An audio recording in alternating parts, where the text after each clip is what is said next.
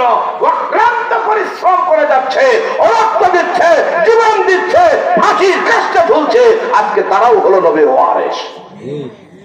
তুমি তার বিরুদ্ধে কথা বললে হিসাব কিতাব করে কথা বলবা, হাসিনার বিরুদ্ধে বললে, তারেক রহমানের বিরুদ্ধে করলে আমার ঈমান যাবে, একটা দলিল দেখাতে পারবেন না। কিন্তু আলেমদের বিরুদ্ধে কথা বললে তোমার ঈমান চলে যেতে পারে, আমি 1000টা দলিল দেখাতে পারবো আপনার কথা। ঠিক।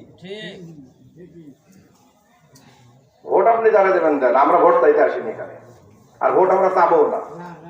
ভোট চাওয়া লাগে না, আরে না চাইতে সব হিন্দুরা কয় যে সাধারণ মানুষ কিচ্ছু বোঝে না, ভিক্ষিও দেখা সারা ভোট দিবস আসি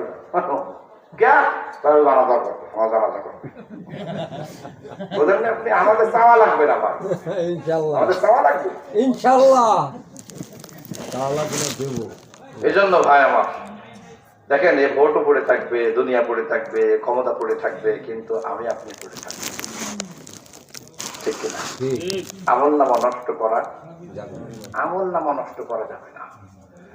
এই জন্য আমার বন্ধু বড় একটা গান গাইছিল, বুঝে শুনে ভোট দিও ভাই, চিন্তা ফিকির করিয়া, সাবধান থেকে ঈমান যেন যাই না চলিয়া। এই কথাটাকে আপনি মিথ্যা প্রমাণ করেন তো কেমন করেন? পারবেন না, কোন কায়দায় পারবেন না। সাবধান থেকে ঈমান যেন যাই না চলিয়া, এটা কেন বলা হচ্ছে আপনারা বলবো, একটু বুঝাই বলবো। আপনারা বলেন না যে হুজুর রাজনীতির আলোচনা করতে, আমি কিন্তু মাদ্রাসার মাহফিল কোরআনের আলোচনা করতেছি। আমি কোরআন কি জিনিস এটা বোঝানোর চেষ্টা করতেছি। আমি সামান্য একটু বলে দিই। আমি মনে করেন চুরি করা মহাপাপ আর চোরকে সহযোগিতা করা মহাপাপ, সমান অপরাধ না? এখন আপনি যদি আমারে, আমি চোর, আমি ডাকাত, আমি লুচ্চু, আমি লম্পট, আমি দুর্নীতিবাজ, আমি টেন্ডারবাজ, আমারও যদি আপনি সাহায্য করেন তাহলে আপনিও ওই কাতারে পড়ে যাবেন। কথা ঠিক, 100% কথা ঠিক আছে না ভাই?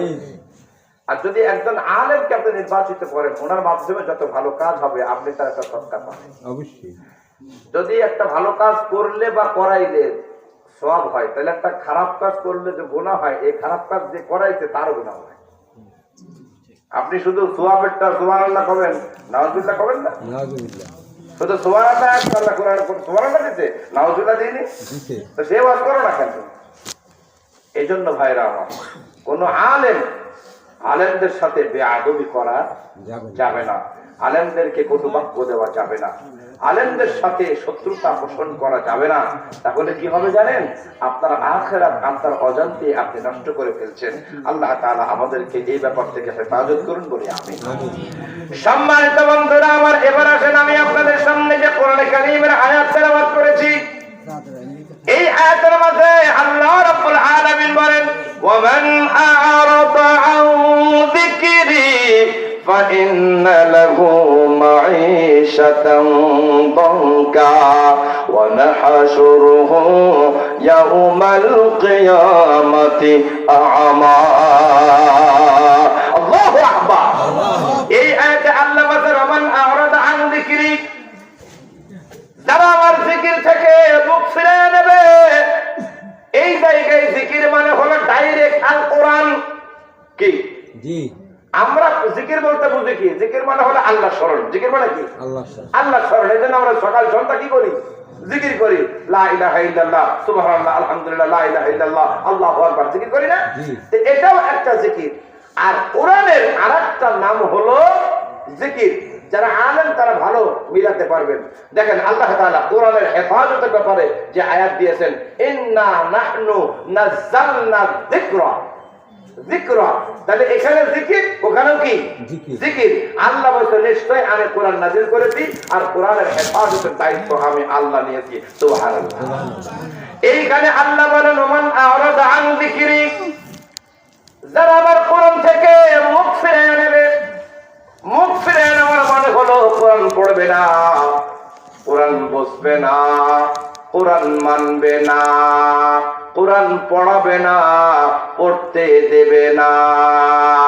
এর মানে হলো এই কোরআন থেকে যারা নিজেকে গুটায় নেবে, কোরআন নিজে পড়বে না, অন্যকে পড়াবে না, অন্যকে পড়তেও দেবে না, এক কথায় কোরআনের বিরোধিতা করবে। আল্লাহ বলেন, ফাইন্না লাহু মাঈশাতান দানকা, ওই আমি আল্লাহ রব্বুল আলামিন সংকীর্ণ করে দেব। সুবহানাল্লাহ কবেন না নাউজুবিল্লাহ? না, নাউজুবিল্লাহ। নাউজুবিল্লাহ। আল্লাহ বলছেন যারা কোরআন পড়বে না, কোরআন বুঝবে না, কোরআন মানবে না, আল্লাহ যে কারণে কোরআন দিয়েছে এই কারণটা তারা আমল করবে না। এক কথায় আল্লাহ বলছে ওদের দুনিয়ার জীবনকে, দুনিয়ার জীবন বলতে এখানে তাফসীরে দুইটা অর্থ হচ্ছে। দুনিয়ার জীবনকে বলতে তার হায়াত কমায় দেবে। কি করবে যেন বলেন? হায়াত কমায় দেবে। আরেকটা আছে তার সংকীর্ণ করে দেওয়া হবে, তার কবরের যে জায়গাটা ওই জায়গাটাকে সংকীর্ণ করে দেওয়া হবে। দুইটা অর্থ হচ্ছে। দুনিয়ার জীবনকে সংকীর্ণ করে দেওয়া হবে অথবা কবরের জিন্দগিকে সংকীর্ণ করে দেওয়া হবে। দুনিয়ার জীবনকে সংকীর্ণ করার মানে হলো ওই ব্যক্তির হায়াত আল্লাহ যা দিয়েছিল তার দেবে না, কেটে দেবে। কেন কেটে দেবে? এইবার আসেন আপনার বিবেকের কাছে প্রশ্ন করেন। আল্লাহ এমন কোন কথা বলেন নাই, কোরআনে কারীমের মধ্যে এমন কোন আয়াত দেন নাই যা আপনার বিবেকের সাথে লাগবে না, এমন কোন আয়াত আল্লাহ দেয় নাই। এই যে মোবাইলটা, এটা আমি কিনেছি কথা বলার জন্য, ঠিক কিনা? এর মেইন কাজ কি? কথা বলা। এর আউটসাইডে কিছু কাজ আছে, ক্যামেরা আছে, ভিডিও আছে, ইত্যাদি ইত্যাদি, কিন্তু মেইন কাজ কথা বলা। আচ্ছা, এই কথা যখন এই ফোনে আর হয় না, মনে করেন এত আমি বেশ দাম দিয়ে তো ফোনটা কিনছি, কিন্তু কথা যখন বন্ধ হয়ে যাবে, কথা বলার যোগ্যতা হারাই ফেলবে, তখন কে ফোন আমার কাছে থাকবে? তখন আমি কি করবো? ওই যে আগে যেমন নেটওয়ার্কের সমস্যা হয়তো, অনেক গাছে উঠতো, অনেকে গ্রামের মধ্যে নেটওয়ার্ক হয় না, ঘরের মধ্যে নেটওয়ার্ক হয় না, বাইরে যায়, বাজারে যায়, মাঠে যায়, ঘাটে যায়, তাই না? বারবার হ্যালো হ্যালো হ্যালো, হ্যাঁ হ্যাঁ হ্যাঁ, কিছু বোঝা যাচ্ছে না, হ্যালো হ্যালো। এই 3, 4 বার 5, 6 বার যদি এরকম হ্যালো হ্যালো করে লাগা, লাস্টে ফেলে দেয়। মানে কি করে দেয়? নষ্ট করে দেয়, রাগ করে। কি করে? রাগ করে। কেন? কারণ তোরে আমি যে কারণে কিনছি সেটা যদি না হয় তোরা কেমন লাভ? কথা কয় না। আসলে সরকারি চাকরির মেয়াদ 30 বছর, এখন 30 বছর মনে হয় না, 25 বছর, 30 বছর, যাই হোক যার যে মেয়াদ আছে। এর আগে কি তো চাকরি যাবে না? চাকরিতে যাওয়ার কথা না। তাইলে আমার তো মেয়াদ আছে 30 বছর, কিন্তু কোনো কথা হবে না। দুদকে চেয়ারম্যান ধরা পড়ছে কয়দিন আগে দুর্নীতি চাই, বলুন তো চাকরিকে থাকবে না? কেন 30 বছর মেয়াদ আছে, কি হবে?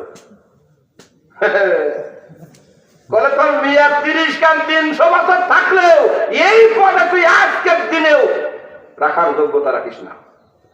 তোরে দিচ্ছি আমি দুর্নীতি দমন করার জন্য, আর কপাল পোড়া তুই দুর্নীতি করতেছিস।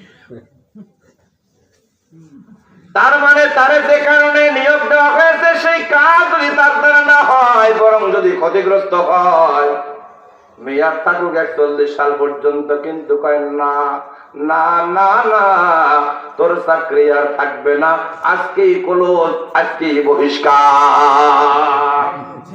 কথা কয় না? এই যে আমাদের যিনি প্রধানমন্ত্রী বিগত হয়ে গেছেন, নির্বাচনের দেরিতে হবে কেন? নির্বাচন তো আরো আগে হওয়ার কথা, 2-6 মাসের মধ্যে হওয়ার কথা ছিল না, কিন্তু আসলে হয় নাই। কেন? ইউনূস সাহেব কি স্বৈরাচার? না, উনি নির্বাচন দেয় নাই, কারণ সময় তো হয় নাই। যতই লাফালাফি করেন, সময়ের আগে নির্বাচন হবে না। হ্যাঁ, যদি করতে হয় তাহলে অনেক চিন্তা ভাবনা ফিকির করে তারপরে করতে হবে। একদম লেভেল প্লেইং ফিল্ড তৈরি করতে হবে, সকলের উপস্থিতিতে সেটা সুন্দর হতে হবে। এ করতে গেলে অনেক সিস্টেম আছে, আছে না নাই? তার মানে যদি মেয়াদ পরিপূর্ণ না হয় সে জিনিস কখনো ভালো হয় না। কিন্তু এই যে ওনার তো মেয়াদ ছিল আরো কয়দিন, উনি চলে গেল কেন? এখন কিছু দাবি করতে পারবে? পারবে না। কেন? কারণ তোমার যে কারণে আমরা নির্বাচিত করেছিলাম, যদিও আমরা করিনি, তারা নিজেরাই হয়েছে, তুমি তো সে কাজ করো নাই, সুতরাং তুমি এই দলে আর এই চেয়ারে আর বসতে পারবা না। এটা যেমন সম্ভব, আল্লাহ তাআলা বলেন, বান্দা আমি তোমারে বানাইছি আমার ইবাদত করার জন্য। কিসের জন্য? ইবাদত করার জন্য। আচ্ছা বলেন তো, কোন ইবাদত আছে যা কোরআন ছাড়া হয়? না। বলেন, না। কোন ইবাদত আছে কোরআন ছাড়া হয়? না। যাকাত দেবেন, তাও কোরআন আপনাকে বলে দেবে কত পার্সেন্ট যাকাত দিতে হবে। এই যাকাত কাকে কাকে দিতে হবে কোরআন বলবে, রাসূল বলবে, তারপরে হাম করতে হবে। কথা কোন ঠিক কিনা? নামাজ ফরজ হয়েছে কোরআনে। কোথায়? নামাজ ফরজ হয়েছে কোরআনে। হ্যাঁ, কখন কোন সময় করা লাগবে, কিভাবে করা লাগবে, এটা আল্লাহ রাসূল দেখাই দিয়ে গেছেন আল্লাহর পক্ষ থেকে। কথা কোন ঠিক?